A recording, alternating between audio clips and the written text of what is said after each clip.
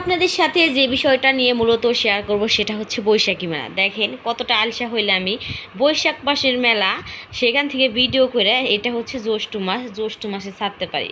এর থেকে আর আলসা লোক আর কি হইতে পারে বলেন তো। এই তো দেখেন কত সুন্দর সুন্দর খাবার। আর এইটা হচ্ছে মাসকলাইয়ের ডালের আমিরটি আর জিলাপি।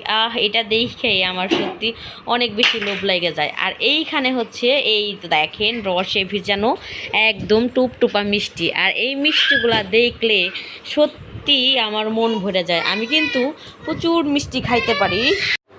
রসের শিরায় ভিজানো এই মিষ্টিগুলো সত্যি অনেক বেশি মজার। আর এইখানে ভাজা হচ্ছে। আর ওই তো মিষ্টি আমি হচ্ছে 1 কেজি নিলাম, আমাদের বাড়ির লোক সংখ্যা অনেক বেশি কম। আর দেখেন কালোজাম মিষ্টি, এটা আমার মেয়ের পছন্দ। যাই হোক এখান থেকেও কিছু নিলাম, নিয়ে যাই হোক আমরা বাসায় তো মিষ্টি খাবো হচ্ছে রুটি দিয়ে। বাসায় হচ্ছে রুটি বানানো হয়েছে।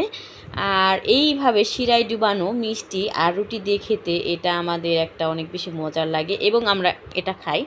যার কারণে হচ্ছে এটাকে আমরা এইভাবে নেই প্রতি বছরই এইভাবে বৈশাখী মেলায় থেকে আমরা এই জিনিসটা করি আর কি।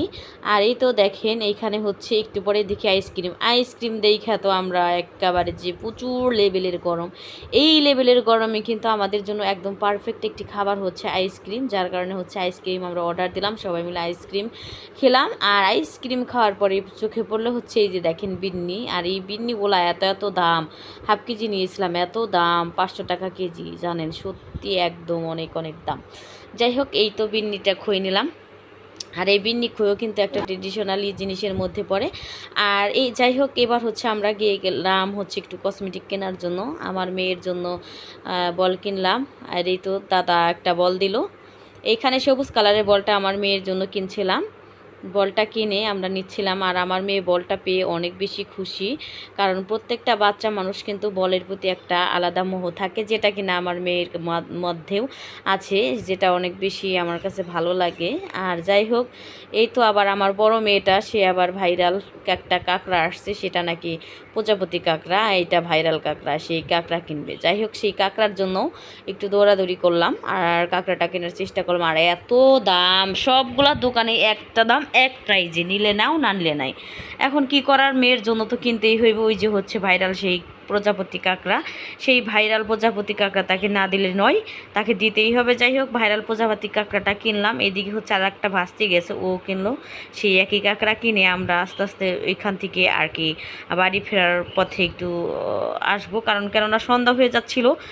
আর হচ্ছে এই মেলায় আমি এই ফার্স্ট টাইম গেছি, কারণ এই মেলায় আমি কখনো যাইনি। আমার হাজব্যান্ড থাকলে সে আমাকে নিয়ে যেত, কিন্তু সে এখন নাই, যার কারণে হচ্ছে আমি মেলায় খুব একটা যাওয়া হয় না। যাই হোক তবু মেয়েদের বায়না, মেয়েদেরকে নিয়ে যাবে, সেই জন্য আর কি মেলায় যাওয়া হয়েছিল। আর এই তো আসার সময় দেখি গরম গরম পেঁয়াজি, মেয়ে বললো সে গরম গরম পেঁয়াজি খাবে। যাই হোক এখান থেকে 1 পাও পেঁয়াজি নিলাম। 1 পাও পেঁয়াজি নেওয়ার পর লাস্ট মোমেন্ট এখানে হচ্ছে ঝালমুড়িটা আমাদের নিতেই হইব।